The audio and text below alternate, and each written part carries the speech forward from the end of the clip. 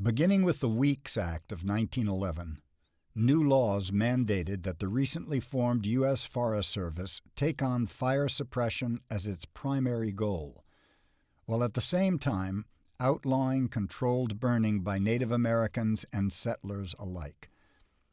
You read in some of the early correspondence from District Ranger here at Orleans trying to explain to his forest supervisor the difficulty and the challenges of trying to convince people that suppression was good for them when, as he says himself, when the proof is in their own eyes. To the contrary, what people witnessed with their own eyes was the negative consequences very quickly, I might add, very quickly. Part of the taming of the wilderness was getting rid of the native people who stood in the way of progress, who were occupying these lands, and if you want to get rid of the native people, then it's a simple equation. Is you rob them of the resources necessary to survive. And in the cases on the plains, it was the buffalo. If you exterminate the buffalo, turns out we won't have this problem with the native people anymore. They'll be, what ones are left will be easy enough to control and put them on reservations, get them out of the way. And out here, you could accomplish that by, excluding fire. The people that need these plants burned and use them are the ones that are going to tell you what they need, when they need it. It is still essentially illegal for the Karuk people to do what they believe is their responsibility, to maintain balance in ecological processes, reducing the frequency of high-intensity fires. It's kind of difficult for me to understand that I could go out with two people in February and burn a 15-acre slope of buckbrush without having a fire line, and there's no chance it's going to escape, and it can maintain conditions that would reduce the risk to people that live right next to those. And knowing that I could go out there and do that, but if I did, I would go to prison, just is disturbing. Seeing the policies of excluding fire from the landscape and criminalizing our use of fire as a management tool has certainly been a huge detriment, to our people, as well as a huge detriment to all of the things that depend on the natural world and this landscape. It's not something that only affects Indian people, for sure. It affects every person that depends on this landscape for survival, whether they know it or not. The results of fire suppression have had a profound impact on forests shaped by natural and human fires. Pre-suppression fire scar evidence shows that fires return to most of these landscapes every 5 to 15 years. The first supervisor of the Trinity National Forest said that most of the fires that we have on this forest are ground fires, and they oftentimes stop at trails.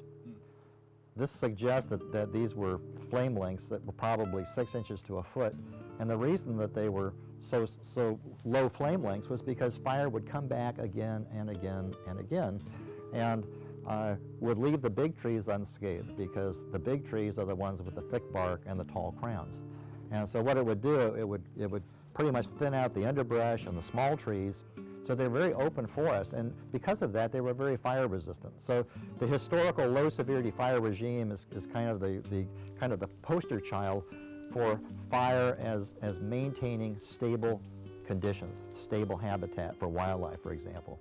The other thing was that we came in, and particularly in the mixed conifer forest, we came in and we selectively logged the largest, most fire-resistant trees. In the wake of this logging, vast areas of dense second-growth forests grew up in their place. Without fire on the landscape to thin them, a series of management issues were created.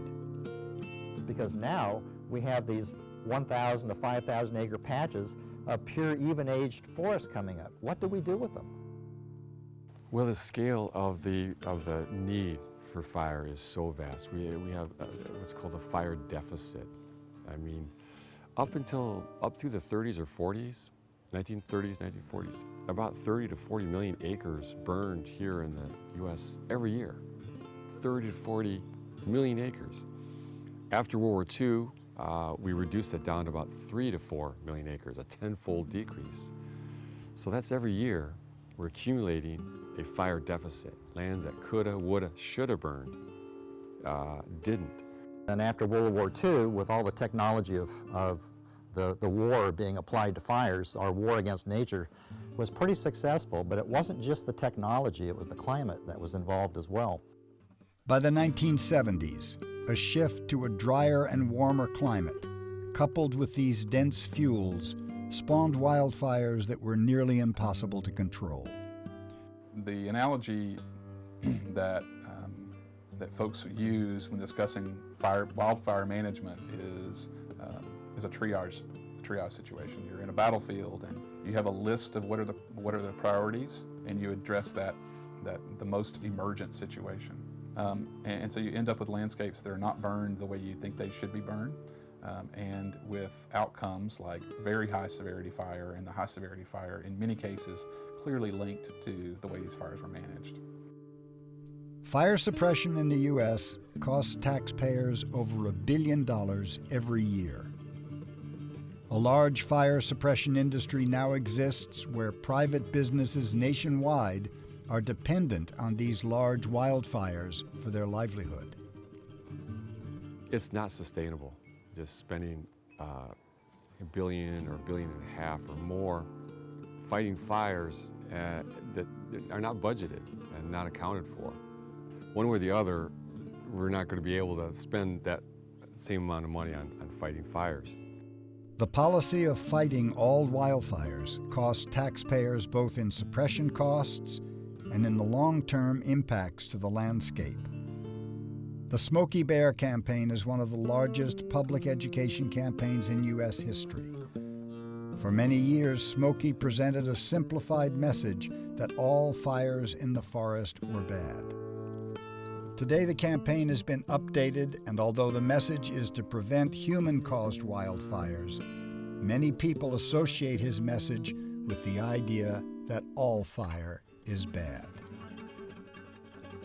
You know, right here in these communities where my kids go to school, you know, it seems like every month or so, my kids come home with little plastic bags filled full of Smokey the Bear stuff.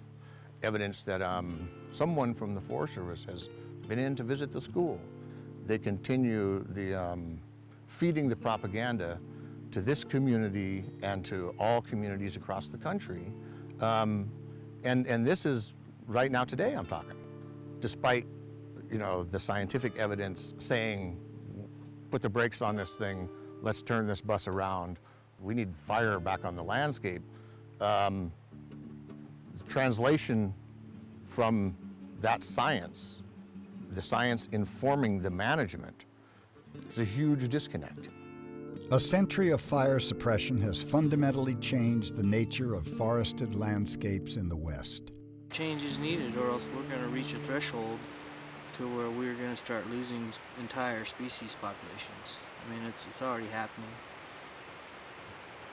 It may take, 900 years to get back to where it's doing what it did 100 years ago.